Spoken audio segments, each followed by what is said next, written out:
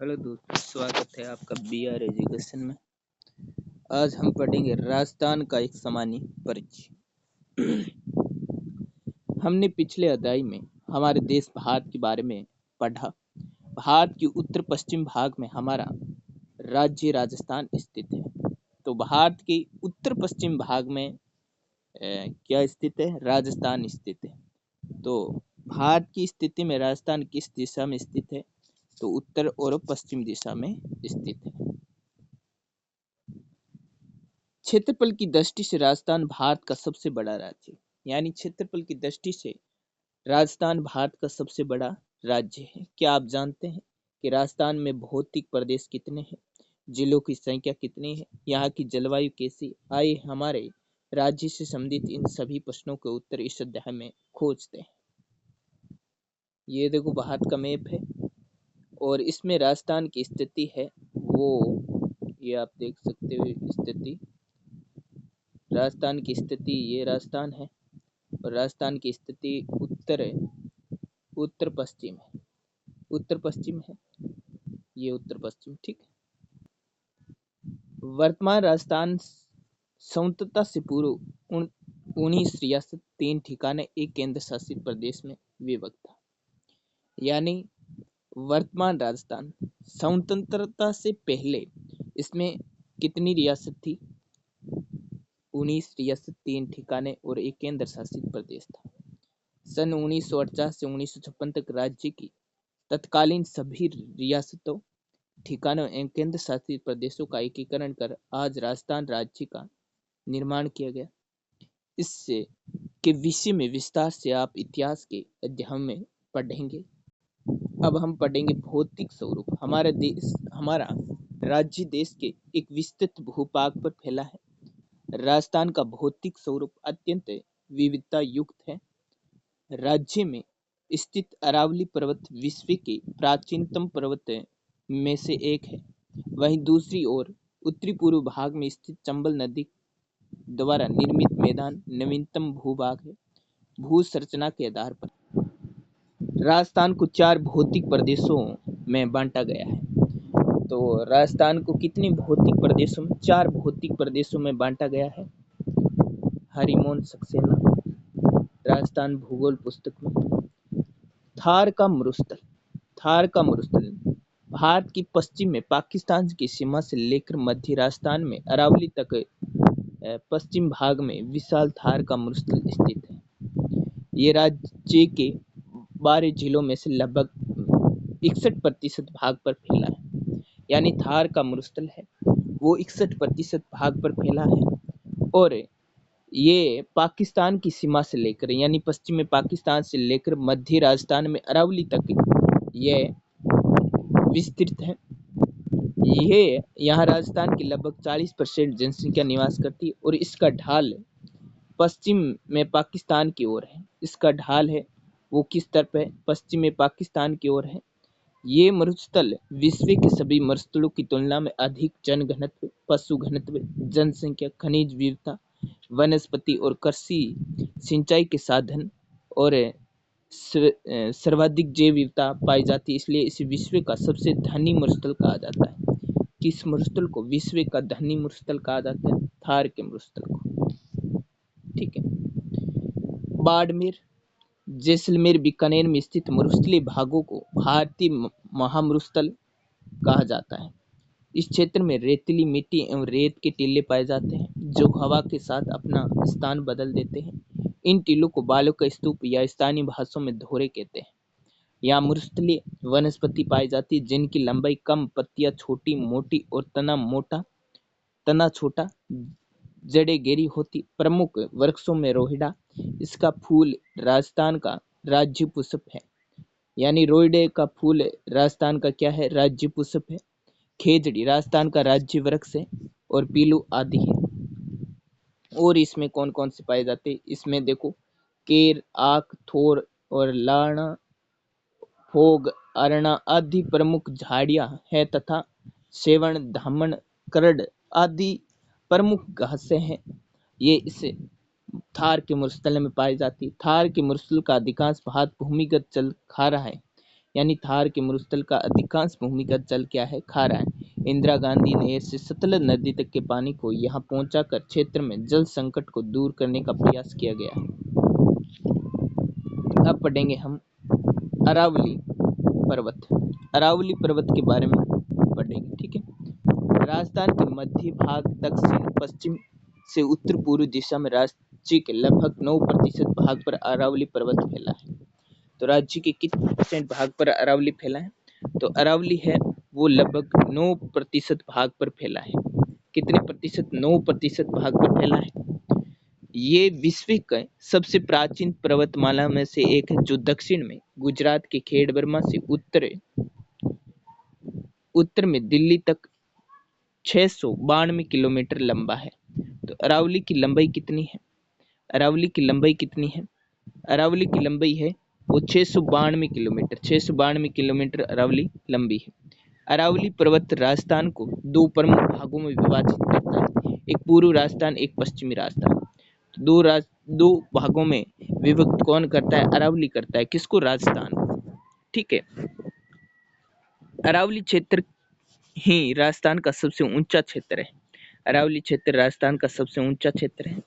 राज्य के खनिज संसाधन, मरुस्थल के पूर्व की ओर प्रसार को रोकना, अधिकांश नदियों का उद्गम स्थान, सर्वाधिक वनस्पति, अधिकांश वन्यजीव और जड़ी बूटियों की उपस्थिति और मानसून को रोककर पूर्व दक्षिण राजस्थान में वर्षा करवाना आदि कारणों से अरावली को राजस्थान की जीवन रेखा कहा जाता है। अरावली को क्या कहा जाता है? राजस्थान की जीवन रेखा कहा जाता है। राजस्थान में अरावली पर्वत की सबसे ऊंची चोटी गुरु शिखर 1722 मीटर है, जो सिरोही में स्थित है। इंपोर्टेंट है ये भी। पूर्वी मैदानी प्रदेश। पूर्वी मैदानी प्रदेश, राजस्थान का पूर्वी मैदानी प्रदेश भाग चंबल, बनास, बाणगंगा उनकी सहायक नदियों द्वारा निर्मित है, जो विस्तृत रूप से गंगा मैदानी का हिस्सा है। राज्य के लगभग 23% भाग पर फैले इस मैदान का चंबल नदी के आसपास का क्षेत्र नाली अपरदन के कारण अत्यधिक उबड़ खाबड़ हो गया। यानी ये लगभग 23% भाग पर फैला है और इस मैदान का चंबल नदी के आसपास का क्षेत्र है वो नाली अपरदन से क्या है? प्रभावित है। जिसे चंबल की बीहड़ और डांग उत्खात भूमि के नाम से जाना जाता है। जिसे बीहड़ या डांग या इसे कहते उत्खात भूमि के नाम से जाना जाता है। ये बीहड़ चंबल नदी के सहारे कोटा से धौलपुर तक विस्तृत है। राजस्थान के सबसे उपजाऊ एवं सर्वाधिक जनघनत्व वाले इस क्षेत्र में राजस्थान की लगभग 40% जनसंख्या क्या करती है? निवास करती है। कितने % भाई? 40% जनसंख्या निवास करती है। राजस्थान के दक्षिण भाग में बांसवाड़ा, प्रतापगढ़ जिलों में माही और सहायक नदियों द्वारा निर्मित कुछ मैदानी भाग है, जिसे माही का मैदान कहा जाता है। यानी राजस्थान के दक्षिण भाग में बांसवाड़ा, प्रतापगढ़ जिलों में माही और सहायक नदियों द्वारा निर्मित मैदानी भाग है, जिसे क्या कहा जाता है? माही का मैदान कहा जाता है, ठीक है। इसे मैदानी क्षेत्र में 56 गांव एवं 56 नदी नालों का समूह है, जिससे 56 का मैदान कहा जाता है। और इसी मैदानी क्षेत्र में क्या है? 56 गांवों का एवं 56 नदी नालों का समूह है, इसलिए 56 का मैदान कहा जाता है। दक्षिण पूर्वी पठारी हड़ौती का पठार, ठीक है। इसे क्या कहा जाता है? हड़ौती का पठार भी कहा जाता है। राजस्थान के दक्षिण पूर्व भाग को प्राचीन काल में हाड़ा वंशी शासकों का क्षेत्र होने के कारण हाड़ौती का पठार भी कहा जाता है। राजस्थान के लगभग 7% भाग पर फैले इस पठारी क्षेत्र की अधिकांश मिट्टी लावा निर्मित मध्यकाली, जो काफी उपजाऊ मिट्टी है। राजस्थान के अन्य पठारों में उड़िया, आबू, बोहराट, मेसा, ऊपरमाल और लसाड़िया का पठार आदि है। अब हम पढ़ते हैं जलवायु और ऋतु चक्र। राजस्थान की जलवायु पर भारत की मानसूनी जलवायु का स्पष्ट प्रभाव है। प्रदेश की अक्षांशीय स्थिति और भारतीय उपमहाद्वीप में उत्तर पश्चिम स्थित समुद्र से दूरी, अरावली पर्वत की स्थिति, प्रदेश के विस्तार के कारण राजस्थान देश का एकमात्र प्रदेश है जहां 5 प्रकार की जलवायु परिस्थितियां पाई जाती है। यहाँ राज्य के पश्चिम में लगभग 61% भाग में शुष्क अर्धशुष्क मरुस्थलीय जलवायु है। वही अरावली के पूर्व में जयपुर और उत्तर पूर्वी जिलों में उपादर जलवायु और सर्वाधिक माधोपुर से लेकर उदयपुर तक आर्द्र जलवायु और दक्षिण में बांसवाड़ा और दक्षिण पूर्व की झालावाड़ जिलों में अति आर्द्र जलवायु पाई जाती है। राजस्थान की औसत वार्षिक वर्षा लगभग 57.51 सेमी है, जबकि प्रदेश के मरुस्थल क्षेत्र में ये 50 सेमी से भी कम है। जलवायु की औसत अवस्थाओं के आधार पर यहाँ ये कहा जा सकता है कि राजस्थान भारत के अन्य प्रदेशों की तुलना में अधिक शुष्क है। राजस्थान में वर्ष भर मुख्यतः 3 ऋतुएं होती है। एक ग्रीष्म ऋतु, ये मार्च से जून तक होती है। देखो 3 ऋतु होती है। ग्रीष्म ऋतु ये मार्च से जून तक होती है। वर्षा ऋतु जुलाई से सितंबर तक, वर्षा ऋतु जुलाई से सितंबर तक, और शीत ऋतु होती है वो अक्टूबर से फरवरी तक होती है। इन ऋतुओं को एक एक करके हम पढ़ेंगे। देखो ग्रीष्म ऋतु, इस ऋतु में तापमान सामान्य 30 से 40 डिग्री सेंटीग्रेड के ऊपर रहता है। पश्चिमी राजस्थान में विशेषकर जैसलमेर, बाड़मेर, जोधपुर, गंगानगर, चूरू आदि जिलों में 40 से 45 डिग्री सेंटीग्रेड तक तापमान रहता है। थार मरुस्थल भारत का अत्यधिक गर्म प्रदेश है, जिसका कारण रेत है, क्योंकि रेत जल्दी गर्म होती है एवं जल्दी ठंडी हो जाती है। अतः मरुस्थल में इस ऋतु में दिन का तापमान बहुत बढ़ जाता है और रात में कम हो जाता है, जिससे दैनिक और वार्षिक तापांतर भी अधिक रहता है। इस ऋतु में राजस्थान का सबसे ठंडा और राजस्थान माउंट आबू रहता है, यानी सबसे ठंडा स्थान माउंट आबू है, क्योंकि इसकी ऊंचाई अधिक है। अब पढ़ेंगे वर्षा ऋतु, लेकिन उससे पहले हमारे कुछ पॉइंट छूट गए थे, वो देख लेते हैं। ये देखो, ये क्या, राजस्थान में ग्रीष्म ऋतु में चलने वाली अत्यधिक गर्म धूल भरी पवनों को लू कहा जाता है। कभी कभी इनकी गति 140 किमी प्रति घंटा तक हो जाती है। फिर भी हम यहाँ पर निवास करते हैं। वर्षा ऋतु, देखो वर्षा ऋतु के वर्षा ऋतु राजस्थान की 90 से 95% तक वर्षा इसी ऋतु में होती है, जो मानसूनी पवनों से जुलाई से सितंबर के मध्य होती है। यहाँ अरब सागर, बंगाल की खाड़ी दोनों शाखाओं के मानसून से वर्षा होती है, यानी बंगाल की खाड़ी से भी होती है और अरब सागर से, दोनों से होती है। ठीक है, दोनों से वर्षा होती है। लेकिन ये क्या हो गया, रुको, लेकिन बंगाल की खाड़ी के मानसून से राजस्थान में अधिक वर्षा होती है, जो अधिकांश पूर्वी राजस्थान में होती है। अरब सागर के मानसून से अधिकांश वर्षा दक्षिण राजस्थान में होती है। सर्वाधिक वर्षा झालावाड़ जिले लगभग 100 सेमी में होता है, जिससे राजस्थान का सबसे आर्द्र जिला माना जाता है। राजस्थान का सबसे आर्द्र जिला झालावाड़। सबसे कम वर्षा जैसलमेर जिले में होती है, लगभग 10 सेमी होती है। ठीक है, और सबसे अधिक वर्षा प्राप्त करने वाला स्थान माउंट आबू है, जहां औसत वर्षा 150 सेमी होती है। राजस्थान के दक्षिण पूर्व भाग से उत्तर पश्चिम भाग की ओर वर्षा लगातार कम होती है, और अरावली के पूर्व में 50 सेमी से अधिक और पश्चिम में 50 सेमी से कम वर्षा होती है। अतः अरावली के सहारे 50 सेमी समवर्षा रेखा राजस्थान को दो भागों में क्या करती है, विभाजित करती है। तो 50 सेमी वर्षा रेखा है वो राजस्थान को कितने भागों में डिवाइड करती है, दो भागों में विभाजित करती है। शीत ऋतु, राजस्थान में शीत ऋतु में तापमान धीरे धीरे कम होता जाता है। पश्चिम राजस्थान में रेत अत्यधिक ठंडी हो जाने से तापमान 0 सेंटीग्रेड तक चला जाता है। ऊंचाई के कारण यहाँ इस ऋतु में माउंट आबू राजस्थान में अधिक ठंडा रहता है। माउंट आबू राजस्थान में क्या रहता है, अधिक ठंडा रहता है। इस ऋतु में आकाश साफ रहता है, मंद मंद गति से पवनें चलती। हिमालय की ओर से आने वाली ठंडी पवनों को शीत लहर कहा जाता है। हिमालय से जो ठंडी ठंडी पवनें आती हैं उनको क्या कहा जाता है, शीत लहर कहा जाता है। भारत में शीत ऋतु में होने वाली वर्षा को माउंट पश्चिम विक्षोभ कहा जाता है, यानी शीत ऋतु में जो वर्षा होती है उससे क्या कहा जाता है, माउंट कहा जाता है। ये चक्रवात भूमध्य सागर से आकर राजस्थान सहित उत्तर पश्चिमी भारत में वर्षा करते हैं। इस वर्षा से गेहूं की फसल को लाभ मिलता है।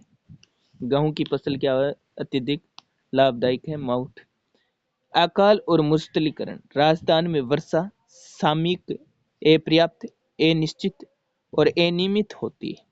वर्षा का वितरण भी असमान है। अतः राज्य को